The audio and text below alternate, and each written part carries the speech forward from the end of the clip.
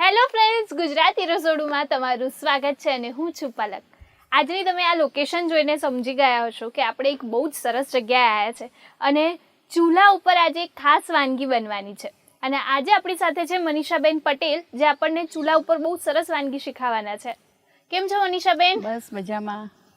તો આજે ચૂલા ઉપર એક સરસ મજાની વાનગી બનવાની છે અને ચૂલાનું નામ આવે ને ત્યારે ખાસ કરીને મોટા ભાગે હવે શહેરોમાં ચૂલો નથી થતો, પણ આ વસ્તુ બનાવવા માટે ખાસ શહેરોમાં પણ ચૂલો કરવામાં આવે છે. એવી ખાસ વાનગી બનવાની છે.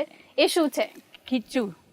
એટલે ખીચું બનવાનું છે અને આપણે ગમે તેટલું ગેસ ઉપર ખીચું બનાવી લઈએ, પણ જે ચૂલા ઉપર જે ખીચું બનતું હોય છે એનો સ્વાદ એકદમ અલગ જ હોય છે અને એમાં જે મીઠાશ હોય છે એ તો બહુ જ મસ્ત આવે છે. તો એના માટે કયા કયા ઇન્ગ્રેડિયન્ટ્સ જોઈશે? એના માટે આપણે પહેલાં જોઈશે ચોખાનો લોટ, પછી જીરું છે વાટેલું, મરચાં છે, થોડો અજમો નાખ્યો એટલે પેટમાં વાયડું ના પડે એના માટે, પછી સહેજીના ફૂલ લીધા છે અને મીઠું છે, એમાં આચાર મસાલો ઉપરથી અને તેલ છે અને એના માટે પાણી, જેટલો લોટ છે એનાથી દોઢું પાણી લેવાનું. ઓકે, તો ખીચું બનાવવા માટેના ઇન્ગ્રેડિયન્ટ્સ આપણે જોઈ લીધા. હવે બનાવવાની શરૂઆત કરીએ? હા, આપણે બનાવવાની શરૂ કરીએ. પહેલાં આપણે થોડું તેલ રેડી દઈશું એટલે શું ચોંટે નહીં નીચે, એટલા માટે. ઓકે, એટલે આપણે પછી એટલું પાણી રેડી દઈશું.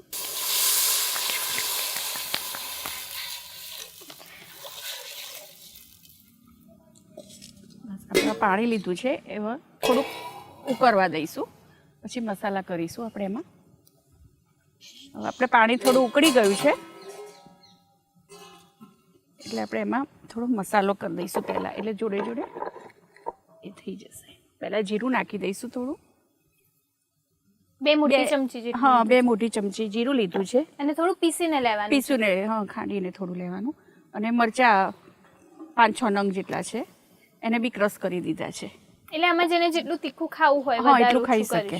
પછી આ અજમો છે, અજમાને આપણે આમ ક્રશ કરી થોડુંક હાથેથી મસળીને નાખીએ ને એનો ટેસ્ટ સારો આવે.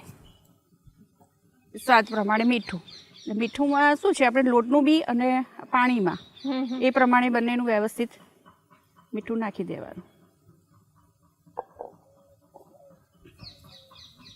બસ હવે આપણે ઉકળવા દઈશું ફૂલ તાપે.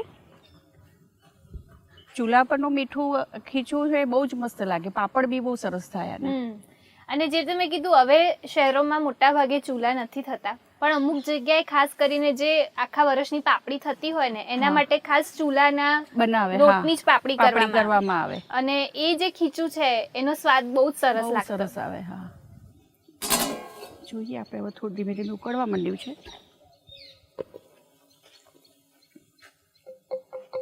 થોડીક ઉકળી જાય ને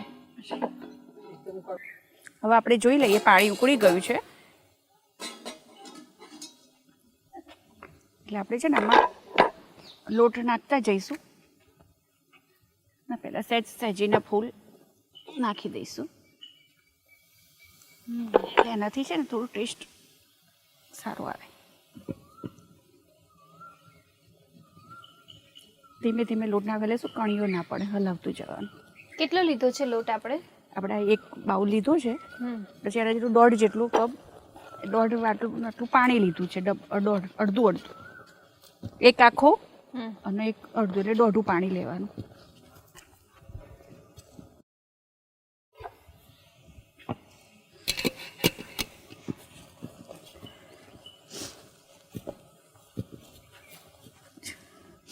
કલર બી મસ્ત આવી ગયો.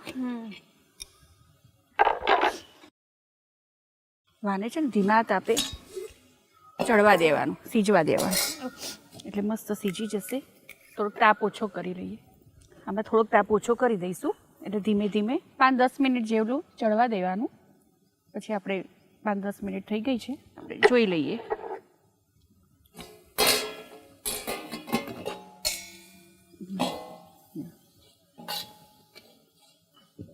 સરસ સીજાઈ ગયું છે, જો સરસ કલર પણ આવી ગયો છે.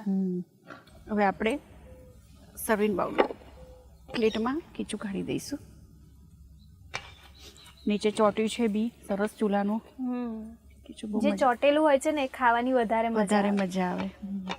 સરસ એકદમ છૂટું છૂટું થયું છે.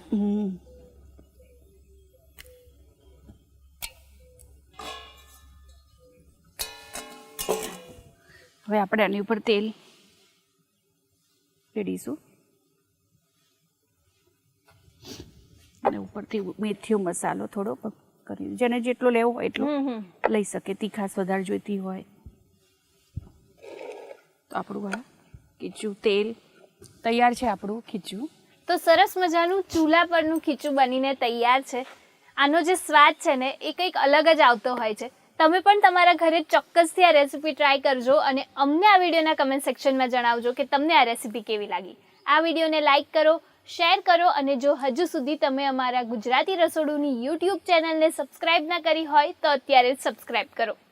મનીષાબેન, તમે અમારા દર્શકોને સરસ મજાનું ચૂલાનું ખીચું શીખવ્યું એ બદલ તમારો ખૂબ ખૂબ આભાર. Thank you.